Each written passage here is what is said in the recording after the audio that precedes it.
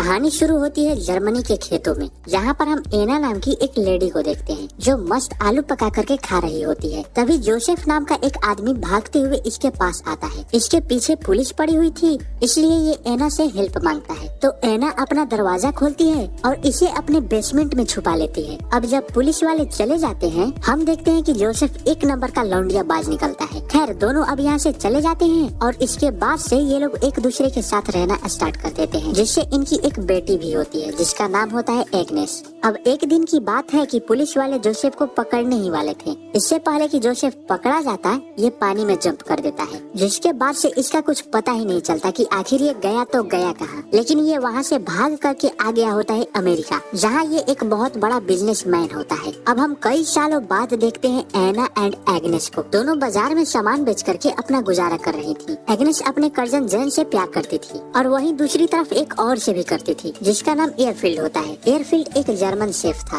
अब इन तीनों के मचाए हुए कांड से एक लड़के का जन्म होता है और मजे की बात तो ये है कि एग्नेस को पता भी नहीं होता कि आखिर ये लड़का है किसका, जेन का या फिर एयरफील्ड का। अब पैदा होने के बाद से ही ऑस्कर चुप होने का नाम ही नहीं ले रहा था। अब यहाँ एग्नेस ऑस्कर से बोलती है कि अगर तुम चुप हो गए तो मैं तुम्हारे 3 साल के उम्र में एक ड्रम ला करके दूंगी। ये सुनते ही ऑस्कर चुप हो जाता है। 3 साल गुजरने के बाद इसकी मॉम इसके लिए एक ड्रम ला करके दे देती है। जिस दिन इसका जन्मदिन होता है, ऑस्कर देखता है कि घर में हर तरफ सिर्फ नंगा नाच ही चल रहा था। ये सब देखने के बाद ऑस्कर डिसाइड करता है कि मैं कभी बड़ा ही नहीं होऊंगा, इसलिए मरने के लिए आ जाता है बेसमेंट में। लेकिन ये मरता तो नहीं, मगर इसकी उम्र 3 साल की 3 साल ही रह जाती है, यानी कि ये एक बौना बन जाता है और ये अपने टूटे हुए ड्रम को खुद से कभी भी अलग नहीं करता। जो भी इसके ड्रम को छीनने की कोशिश करता, ये बहुत जोर से चिल्ला करके आसपास के कांच को तोड़ देता था, यानी कि इसके अंदर एक अलग तरह की पावर भी आ गई थी। अब टाइम बीतता है और हम देखते हैं कि ऑस्कर 6 साल का हो गया था, जो अब स्कूल में पढ़ने भी जाने लगा था।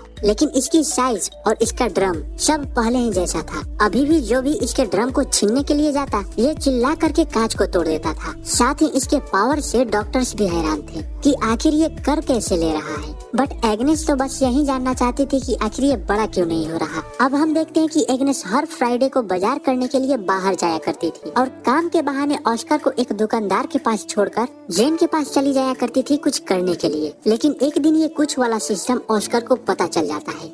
खैर अब यहाँ से सीन शिफ्ट होता है कई सालों बाद, जहाँ ऑस्कर अब 12 साल का हो चुका था और अभी ये एक सर्कस में आया हुआ है, जहाँ बौने लोगों को परफॉर्म करता देख एग्नेस को लगता है कि इसका बेटा भी बौना ही है। सर्कस खत्म होने के बाद ऑस्कर एक बेकरा नाम के एक बौने से मिलता है, जो ऑस्कर के इस टैलेंट को देख करके काफी इम्प्रेस होता है और इसे अपने साथ काम करने के लिए इन्वाइट करता है। तभी यहाँ इसकी मॉम आ जाती है और इसे यहाँ से लेकर के जाती है। अब कुछ दिनों बाद हम देखते हैं कि जिस दुकान पर एग्नेस ऑस्कर को छोड़कर जाया करती थी, उस दुकान का आदमी एग्नेस से लव करने लगा था। बट एग्नेस बोलती है कि चल बे चल हट, और ये बोल करके यहाँ से निकल जाती है। अब कुछ दिनों बाद एग्नेस को पता चलता है कि ये प्रेग्नेंट है, जो जेन का बच्चा होता है। इसलिए एग्नेस इस बात को लेकर के हमेशा परेशान रहने लगी थी और इसी टेंशन में ये कच्ची मछलियाँ भी खाने लगी थी। वहीं इसके हस्बैंड एयरफील्ड को इस बात से जरा सा भी मतलब नहीं था कि एग्नेस के पेट में किसका बच्चा है। एयरफील्ड तो बस यही चाहता था कि एग्नेस बस खुश रहे। बट एग्नेस ने ऑस्कर को जब से जन्म दिया था, तब से इसको जरा सा भी खुशी नसीब नहीं हुई थी। इसलिए एग्नेस इस बच्चे को जन्म नहीं देना चाहती थी और फूड पॉइजनिंग की वजह से एग्नेस की मौत हो जाती है। अब इसके कुछ सालों बाद हम ऑस्कर को देखते हैं, जो अपना ड्रम ठीक करवाने के लिए जेन के साथ एक दुकान पर आता है। साथ ही ये वो दौर चल रहा था जब जर्मनी पोलैंड पर हमला कर उसे अपने कब्जे में लेना चाहता था। तभी पोलैंडी जर्मन्स पर हमला कर देती है और इस हमले में जेन मारा जाता है। बट ऑस्कर यहाँ से बच करके निकल जाता है। अब यहाँ से सीन शिफ्ट होता है कुछ दिनों बाद, जहाँ एयरफील्ड एक लड़की को अपने घर के काम के लिए हायर करता है, जो घर के काम को करने के साथ साथ ऑस्कर का भी ख्याल रखती थी। अब कुछ दिन गुजरने के बाद ऑस्कर को मारिया से प्यार होने लगा था, इसलिए जब भी एयरफील्ड अपने काम पर चला जाया करता था, रात को दोनों मिल करके बेड पर कुछ किया करते थे। मारिया भी इस कुछ चीज को लेकर के बड़े मजे ले रही थी, इसलिए ये ऑस्कर को कुछ नहीं बोलती। अब एक दिन ऑस्कर को पता चलता है कि एयरफील्ड का यानी इसके बाप का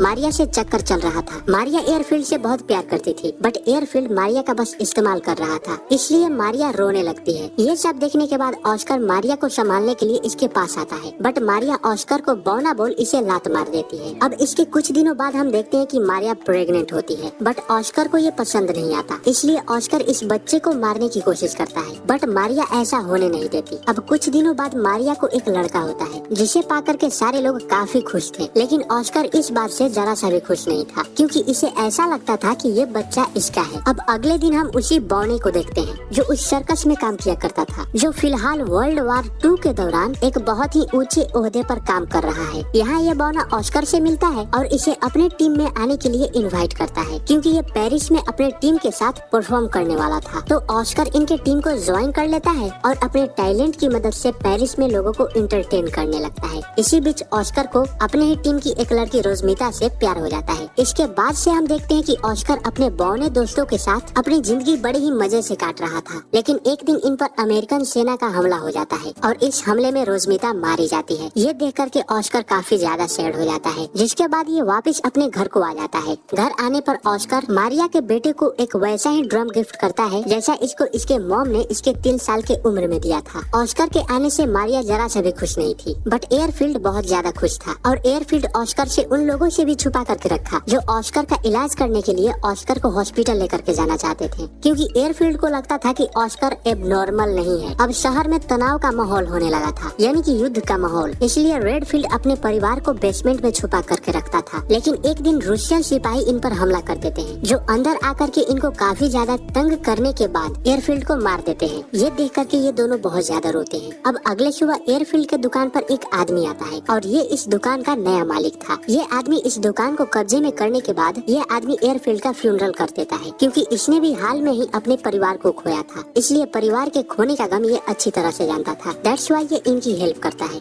अब ऑस्कर को भी समझ में आ जाता है कि एयरफील्ड के सिवा इस दुनिया में इसका कोई भी नहीं था, इसलिए ऑस्कर डिसाइड करता है कि ये फिर से बड़ा होगा। जिसके बाद ऑस्कर रेडफील्ड के साथ साथ ये अपने ड्रम को भी दफना देता है। तभी अचानक से इसे कहीं से पत्थर आकर के लगता है और ये यहीं पर बेहोश हो जाता है। अब यहाँ पर एक आदमी बताता है कि ऑस्कर अब बड़ा होने लगा है। अब लास्ट सीन में हम देखते हैं कि एना को छोड़कर शहर के सारे लोग इस शहर को छोड़ करके किसी दूसरे शहर में जाने लगते हैं और इसी के साथ ऑस्कर को पता चलता है कि इसके चिल्लाने की शक्ति भी चली गई है। और लास्ट में उसी खेत के साथ एना को दिखाते हुए मूवी यहीं पर एंड हो जाती है।